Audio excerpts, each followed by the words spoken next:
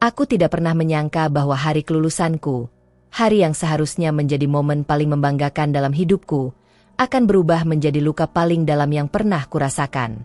Bayangkan kamu berjuang selama bertahun-tahun, begadang sampai pagi, mengorbankan segalanya, hanya untuk menemukan bahwa orang-orang yang paling kamu cintai bahkan tidak ingat hari spesialmu.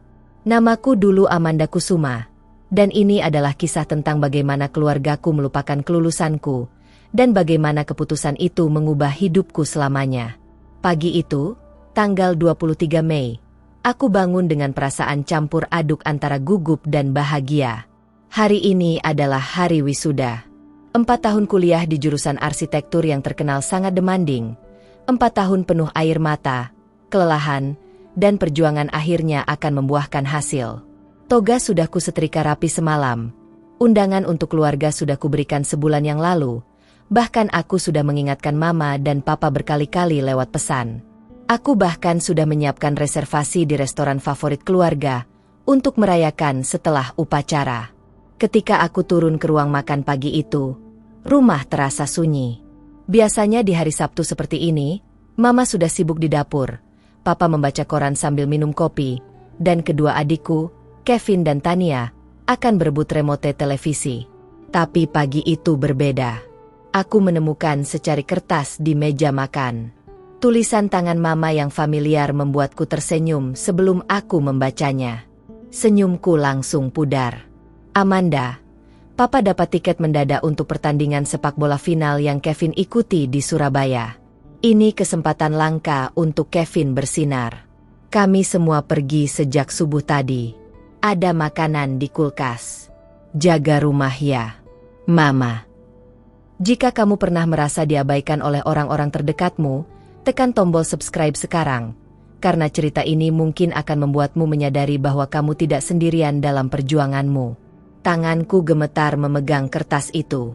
Aku membacanya lagi, dan lagi, berharap ada kata-kata yang terlewat. Mungkin ada kalimat yang mengatakan, kami akan kembali tepat waktu untuk wisudamu. Atau, maaf tidak bisa antar tapi kami mendoakanmu. Tapi tidak ada. Sama sekali tidak ada penyebutan tentang kelulusanku. Mereka pergi begitu saja, untuk pertandingan sepak bola Kevin, seolah hari ini adalah hari biasa bagiku. Aku berdiri di tengah ruang makan yang kosong itu, masih mengenakan piyama, dengan toga tergantung di tanganku yang lain. Air mata mulai menggenang di mataku tapi aku menahan. Tidak, aku tidak akan menangis. Ini pasti salah paham. Mungkin mereka akan datang langsung ke kampus. Mungkin ini surprise. Aku mencoba meyakinkan diriku sendiri sambil bergegas mandi dan bersiap. Aku mengirim pesan ke grup keluarga. Wisuda jam 10. Sudah sampai mana? Tidak ada jawaban. Aku coba telepon mama. Tidak diangkat. Papa. Sama. Bahkan Kevin dan Tania tidak membalas pesanku. Rasanya seperti aku tidak eksis dalam keluarga itu. Dengan hati berat, aku berangkat sendiri ke kampus. Di sepanjang perjalanan, aku melihat teman-teman seangkatanku yang diantar keluarga mereka. Ada yang berfoto-foto dengan orang tua mereka yang terlihat sangat bangga. Ada yang membawa bunga besar. Ada yang bahkan membawa spanduk. Sementara aku, berjalan sendiri dengan tas berisi toga, mencoba tersenyum walau hati terasa hancur. Upacara wisuda berjalan hikmat. Ketika namaku dipanggil, Amanda Kusuma, cum laude, jurusan arsitektur. Aku naik ke panggung dengan senyum yang kupaksakan. Aku mendengar tepuk tangan dari teman-teman dan keluarga mereka. Tapi di antara ratusan wajah di aula itu, tidak ada satupun yang kukenal. Tidak ada mama yang menangis bangga. Tidak ada papa yang melambaikan tangan. Tidak ada adik-adikku yang bersorak. Kursi yang sudah kupersiapkan untuk mereka tetap kosong. Yang membuatnya lebih menyakitkan adalah ketika aku melihat sahabatku, Dinda, dipeluk erat oleh kedua orang tuanya setelah menerima ijazah. Ibunya menangis, ayahnya tersenyum lebar, dan adiknya merekam semuanya dengan antusias. Itulah yang seharusnya terjadi padaku juga. Tapi kenyataannya, aku berdiri sendirian di tengah kerumunan orang-orang bahagia. Setelah upacara selesai, aku duduk di taman kampus, masih mengenakan toga, menatap ijazah di tanganku. Cum laude. Prestasi yang kuperjuangkan dengan begitu keras. Tapi rasanya hampa. Untuk siapa semua ini? Aku coba telepon keluargaku lagi. Kali ini Kevin yang mengangkat. Amanda? Kenapa? Kami lagi di tengah pertandingan nih. Kevin main bagus banget. Papa sampai teriak-teriak. Suara riuh di latar belakang. Sorak-sorai penonton, peluit wasit. Kev, hari ini wisudaku, kataku pelan. Suaraku hampir tertelan. Ada jeda sebentar. Oh iya? Wah, selamat ya. Bentar. Kevin mau tendang penalti. Bye. Dan sambungan terputus. Itu dia. Reaksi adikku terhadap pencapaian terbesarku. Oh iya? Seperti aku baru memberitahu bahwa aku membeli sepatu baru. Bukan pencapaian 4 tahun perjuangan yang menghasilkan gelar sarjana dengan predikat cum laude. Malam itu, mereka pulang dengan wajah riang. Kevin menceritakan pertandingan dengan antusias. Mama dan Papa tertawa mendengarkan. Tania memamerkan video yang diambilnya. Tidak ada yang bertanya tentang wisudaku. Tidak ada yang menyadari toga yang masih tergantung di kamarku. Tidak ada yang peduli bahwa ijazahku tergeletak di meja dengan nama yang sebentar lagi tidak akan ada artinya lagi. Aku duduk di ruang makan, mendengarkan mereka berbicara tentang gol Kevin, tentang bagaimana pelatih memujinya, tentang rencana pertandingan berikutnya. Ketika akhirnya ada jeda dalam percakapan mereka, aku mengumpulkan keberanian. Aku lulus hari ini. Cum laude. Suaraku terdengar asing di telingaku sendiri. Mama menoleh. Wajahnya menunjukkan sedikit rasa bersalah. Oh sayang, maaf ya Mama tidak bisa datang. Tapi selamat. Kamu hebat. Lalu dia langsung kembali ke Kevin. Kev, tadi waktu kamu tendang bola itu, Mama sampai deg-degan. Papa menepuk bahuku sekilas. Good job. Nak, Papa bangga. Tapi matanya tidak meninggalkan Kevin yang sedang memperagakan gerakan tendangannya. Dan itu saja. Tidak ada pelukan, tidak ada perayaan, tidak ada ceritakan tentang wisudamu. Tidak ada, kenapa kamu tidak bilang ini hari penting? Seolah kelulusanku hanya sebuah footnote kecil dalam hari yang sebenarnya diisi oleh kejayaan Kevin di lapangan sepak bola. Malam itu, aku terjaga sampai dini hari, merenungkan hidupku. Ini bukan pertama kalinya aku merasa menjadi prioritas kedua, atau ketiga, atau bahkan keempat dalam keluarga ini. Sejak kecil, Kevin selalu menjadi bintang. Dia atlet berbakat, juara ini itu, dan seluruh hidup keluarga kami berputar di sekitar jadwal latihan dan pertandingannya. Tania si bungsu adalah anak manja yang selalu mendapat apa yang diinginkannya. Sementara aku, anak tengah yang pendiam, yang lebih suka buku dan sketsa arsitektur daripada sorotan, selalu dianggap bisa mengurus diri sendiri. Tapi hari itu berbeda. Itu bukan acara kecil. Itu wisuda. Puncak dari 4 tahun kerja keras. Dan mereka melupakannya. Bukan karena ada keadaan darurat, bukan karena sakit, tapi karena memilih pertandingan sepak bola yang bahkan bukan final nasional, hanya semifinal regional. Keputusanku matang di malam itu. Aku tidak bisa lagi hidup sebagai bayangan dalam keluargaku sendiri. Aku tidak bisa terus mengharapkan validasi dari orang-orang yang tidak pernah melihatku. Aku sudah dewasa, sudah sarjana, dan sudah saatnya aku hidup untuk diriku sendiri. Cerita ini akan semakin menarik, dan jika kamu ingin tahu apa yang terjadi selanjutnya dengan keputusan besarku, jangan lupa tekan tombol like dan subscribe agar tidak ketinggalan kelanjutannya. 3 hari kemudian, aku pergi ke kantor catatan sipil. Aku mengajukan permohonan perubahan nama resmi. Amanda Kusuma akan mati, dan Alicia Prasetya akan lahir. Alicia, nama yang kupilih sendiri, artinya kebenaran dan kemuliaan. Prasetya, nama belakang baru yang melambangkan awal yang baru. Tidak ada lagi Kusuma yang mengikatku pada keluarga yang tidak pernah benar-benar melihatku. Prosesnya memakan waktu sekitar 2 bulan. Selama waktu itu, aku mulai mempersiapkan kepindahanku. Aku sudah mendapat tawaran kerja dari firma arsitektur ternama di Jakarta, kota yang berjarak 6 jam dari rumah. Sempurna. Cukup jauh untuk memulai hidup baru, tapi tidak terlalu jauh jika suatu hari nanti aku ingin kembali. Walau entah kapan hari itu akan tiba. Aku tidak memberitahu keluargaku tentang perubahan nama. Aku tidak memberitahu tentang pekerjaan baru. Aku pura-pura masih mencari kerja di kota, masih tinggal di rumah, masih menjadi Amanda yang terlupakan. Tapi di balik itu, aku mengemas hidupku sedikit demi sedikit. Aku memindahkan barang-barang pentingku ke apartemen kecil yang kusewa di Jakarta. Aku membuka rekening bank baru dengan nama baruku. Aku membuat email baru, nomor telepon baru, bahkan akun media sosial baru.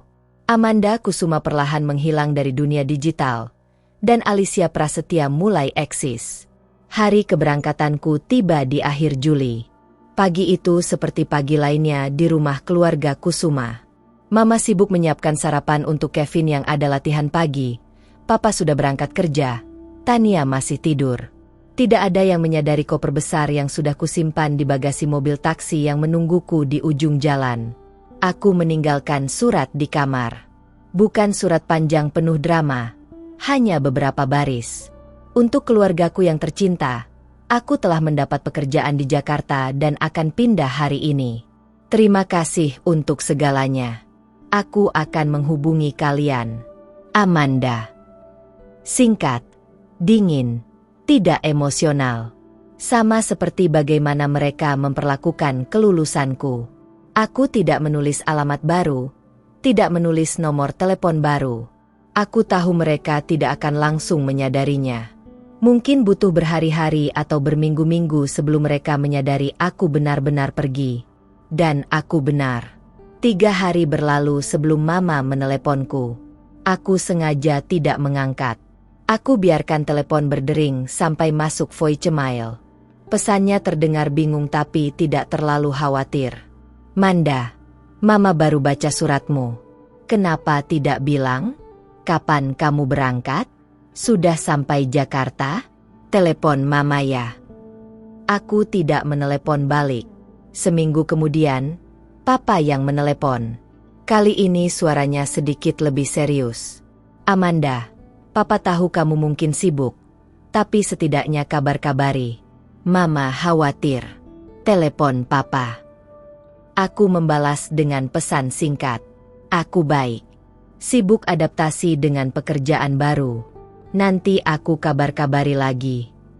Cukup untuk menenangkan mereka. Tapi tidak cukup untuk memulai percakapan panjang. Kehidupanku sebagai Alicia Prasetya dimulai dengan luar biasa. Firma arsitektur tempatku bekerja ternyata sangat menghargai kemampuan dan dedikasi. Bukan lagi tentang siapa keluargamu atau siapa adikmu yang jadi atlet terkenal. Di sini, aku dilihat dari karyaku, dari kreativitasku, dari kontribusiku. Dan aku berkembang pesat. Dalam 3 bulan pertama, aku sudah dipercaya menangani proyek kecil sendiri. Dalam 6 bulan, aku menjadi asisten lead designer untuk proyek perumahan mewah. Rekan kerjaku menghormati ide-ideku, atasanku memuji etos kerjaku, klien puas dengan desainku. Untuk pertama kalinya dalam hidup, aku merasa dilihat, dihargai, didengar. Aku membuat lingkaran pertemanan baru. Orang-orang yang tidak mengenalku sebagai adiknya Kevin si atlet, atau anak tengah keluarga Kusuma. Mereka mengenalku sebagai Alicia, arsitek muda berbakat dengan visi segar dan semangat luar biasa. Aku pergi ke pameran seni, menghadiri seminar arsitektur, bergabung dengan komunitas profesional muda. Hidupku penuh warna yang tidak pernah ada sebelumnya. Tapi malam-malam tetap sulit. Di tengah kesuksesanku, masih ada bagian kecil di hatiku yang merindukan keluarga. Bukan keluarga yang melupakanku, tapi keluarga yang seharusnya ada. Keluarga yang merayakan keberhasilanku, yang bertanya tentang hariku, yang peduli. Kontak dengan keluargaku menjadi semakin jarang. Awalnya seminggu sekali, lalu sebulan sekali, lalu hanya di hari-hari besar. Dan bahkan itu pun terasa sangat formal. Mama akan mengirim pesan, Sehat selalu sayang, dan aku akan balas. Mama juga. Papa akan menelepon di ulang tahunku, bicara 5 menit tentang hal-hal umum, lalu tutup telepon. Kevin dan Tania bahkan tidak pernah menghubungiku. Yang mereka tidak tahu adalah bahwa nomor yang mereka hubungi akan segera tidak aktif. Aku sudah berencana untuk mengganti nomor sepenuhnya, memutus tali terakhir yang menghubungkan Amanda dengan Alicia. Tapi aku menunda-nunda. Masih ada harapan kecil yang tidak mau mati. Setahun berlalu. Aku sudah menjadi Alicia sepenuhnya. KTP-ku bertuliskan nama baru, SIM-ku, paspor yang baru kurus. Semua dokumen resmi sudah berganti. Amanda Kusuma secara hukum sudah tidak ada lagi. Dan secara emosional, dia juga perlahan menghilang. Karierku terus menanjak. Di usia 24 tahun, aku dipromosikan menjadi junior partner di firma. Aku menangani proyek-proyek besar, namaku mulai dikenal di industri, beberapa majalah arsitektur bahkan mewawancaraiku. Aku membeli apartemen sendiri, bukan lagi sewa. Apartemen mungil dengan view kota yang indah, yang kudekorasi sesuai seleraku, yang menjadi sanktuariku. Aku juga mulai membuka hati untuk hubungan baru. Ada Daniel, sesama arsitek yang bekerja di firma kompetitor. Kami bertemu di sebuah seminar, klik, dan mulai dekat. Dia tidak tahu tentang Amanda. Baginya, aku selalu Alicia Prasetya, gadis mandiri yang membangun karir cemerlang dari nol. Ketika Daniel bertanya tentang keluargaku, aku hanya bilang, kami tidak terlalu dekat. Dia tidak mendesak untuk penjelasan lebih. Dia menghormati privasiku, dan itu salah satu hal yang aku cintai darinya. Hubungan kami berkembang dengan sehat, dibangun atas dasar saling menghargai dan mendukung. Kemudian, di tahun kedua kepindahanku, sesuatu terjadi yang mengguncang duniaku yang sudah mapan. Aku menerima telepon dari nomor tidak dikenal. Biasanya aku tidak mengangkat, tapi kali itu ada firasat aneh yang membuatku mengangkat. Halo. Apakah ini nomor Amanda Kusuma? Suara wanita yang tidak kukenal. Hatiku berdegup kencang mendengar nama lama itu. Siapa ini? Saya dari RS Harapan Kita. Kami mendapat nomor ini sebagai kontak darurat untuk pasien atas nama Tania Kusuma. Adik Anda mengalami kecelakaan dan sedang dalam kondisi kritis. Keluarga Anda sudah di sini, tapi mereka tidak bisa menghubungi Anda. Dunia seakan berhenti berputar. Tania, adik bungsuku yang terakhir kulihat 2 tahun lalu. Kecelakaan. Kondisi kritis. Saya akan ke sana. Suaraku bergetar. Aku langsung mengambil cuti mendadak dan terbang ke kampung halamanku di hari yang sama. Selama penerbangan, berbagai perasaan berkecamuk. Kemarahan karena mereka hanya menghubungiku di saat darurat. Rasa bersalah karena aku menghilang selama ini. Ketakutan kehilangan Tania. Dan yang mengejutkan, kerinduan untuk melihat keluargaku lagi. Sampai di rumah sakit, aku berlari ke ruang ICU. Di sana aku melihat Mama duduk di kursi tunggu. Wajahnya pucat dan lelah. Papa mondar-mandir dengan gelisah. Kevin berdiri di sudut, menunduk. Mereka terlihat sangat berbeda. Mama kelihatan lebih tua, rambut putihnya lebih banyak, Papa lebih kurus. Kevin, yang dulu selalu penuh energi, sekarang terlihat lesu. Ketika Mama melihatku, matanya membelalak. Amanda? Amanda. Dia berlari memelukku, menangis di bahuku. Syukurlah kamu datang. Syukurlah. Papa ikut memeluk kami berdua. Anakku, kamu akhirnya pulang. Kevin hanya menatapku dengan tatapan sulit dibaca. Mungkin dia merasa bersalah. Mungkin dia tidak tahu harus berkata apa. Aku melepaskan pelukan mereka perlahan. Bagaimana keadaan Tania? Mama menghapus air matanya. Dia ditabrak motor waktu menyeberang jalan. Cedera kepala parah. Dokter bilang 24 jam ke depan adalah kritis. Suaranya tercekat. Kami menunggu berjam-jam di luar ICU. Dalam keheningan itu, Papa akhirnya berbicara. Amanda, Papa minta maaf. Kami tidak pernah jadi keluarga yang baik untukmu. Papa baru menyadarinya sekarang. Mama mengangguk. Air matanya mengalir lagi. Mama juga sayang. Mama terlalu fokus pada Kevin dan Tania. Lupa bahwa kamu juga butuh perhatian Mama. Maafkan Mama. Kevin akhirnya angkat bicara. Suaranya serak. Aku yang paling bersalah. Ka, gara-gara pertandinganku, mereka tidak datang ke wisudamu. Aku yang memaksa mereka datang hari itu. Aku egois. Mendengar permintaan maaf mereka, sesuatu di dadaku terasa remuk. Ini yang selama ini kutunggu. Tapi kenapa rasanya tidak selegakan yang kubayangkan? Aku sudah tidak pakai nama Amanda lagi, kataku pelan. Namaku sekarang Alicia Prasetya. Amanda sudah mati 2 tahun yang lalu. Hari kalian melupakan wisudaku. Mereka terdiam, syok dengan pernyataanku. Mama menutupi mulutnya. Papa terlihat seperti habis ditampar. Aku tidak menyesal melakukannya, lanjutku. Sebagai Amanda, aku tidak pernah dilihat, tidak pernah didengar, tidak pernah dianggap penting. Tapi sebagai Alicia, aku akhirnya hidup. Aku punya karir cemerlang, teman-teman yang menghargaiku, bahkan seseorang yang mencintaiku apa adanya. Tapi kamu adalah anakku, adalah saudarinya Kevin dan Tania, Mama berkata lemah.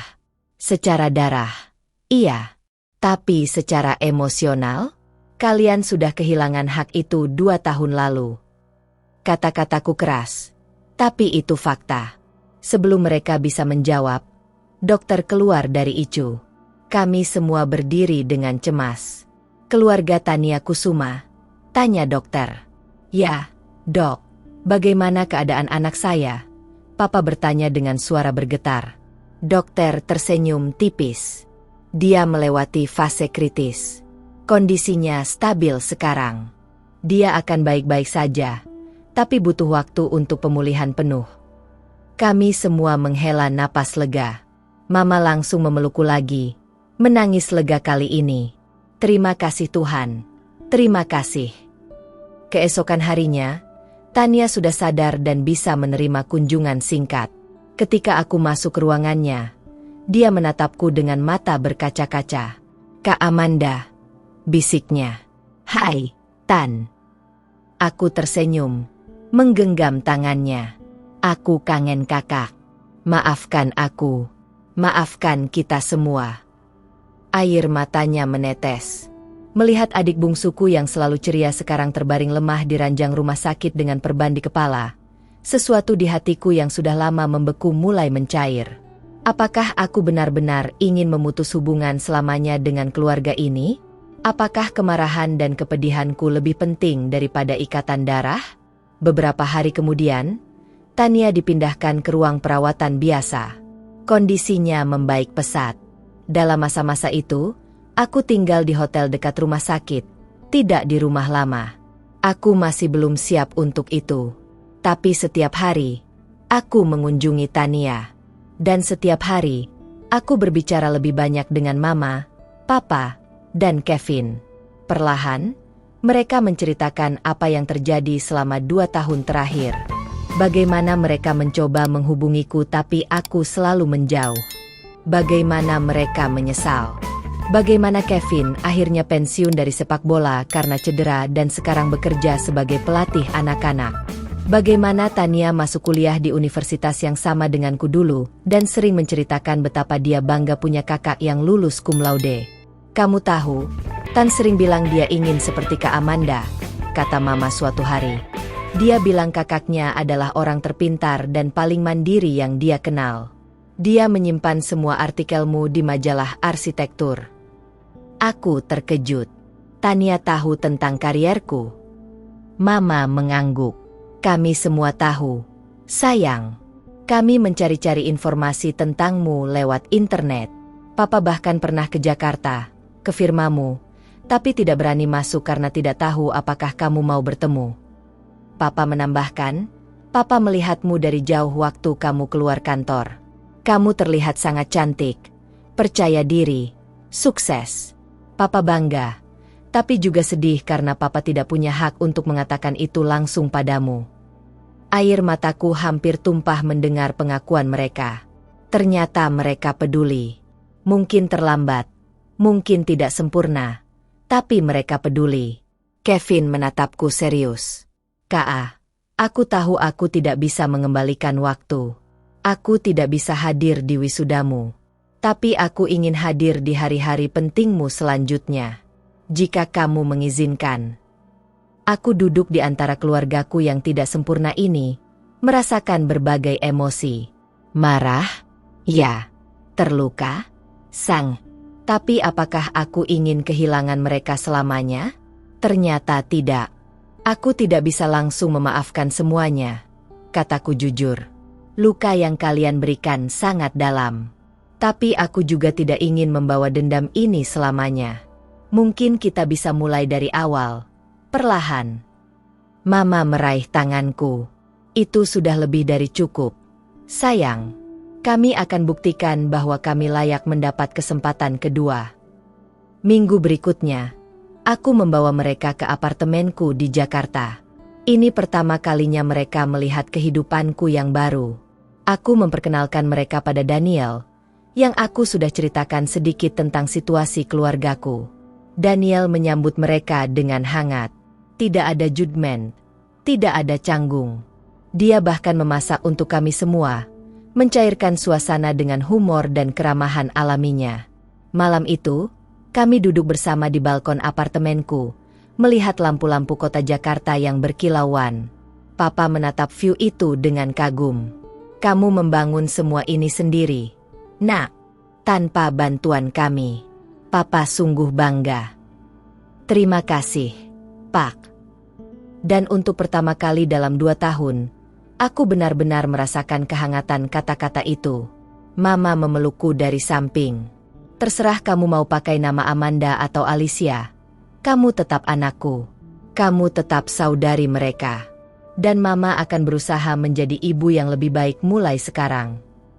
Tania yang masih harus pakai tongkat karena proses pemulihan, tersenyum. Aku bangga punya kakak seperti Kak Ali. Boleh aku panggil Kak Ali? Aku tertawa, menghapus air mataku. Boleh.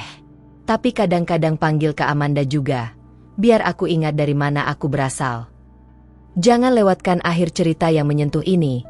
Tekan subscribe sekarang dan aktifkan lonceng notifikasi agar kamu mendapat update cerita-cerita inspiratif lainnya. 3 bulan kemudian, aku mengadakan acara kecil di apartemenku. Aku mengundang keluargaku, Daniel, dan beberapa teman dekat dari kantor. Aku menyiapkan slideshow tentang perjalananku dari wisuda yang terlupakan hingga menjadi Alicia Prasetya, junior partner di firma arsitektur ternama. Ketika slideshow selesai, aku berdiri di depan semua orang. 2 tahun lalu, aku merasa tidak punya keluarga. Hari ini, aku menyadari bahwa keluarga itu tidak selalu sempurna. Mereka membuat kesalahan, kadang kesalahan yang sangat menyakitkan. Tapi keluarga sejati adalah mereka yang mau belajar dari kesalahan, yang mau berubah, yang tidak menyerah untuk memperbaiki hubungan.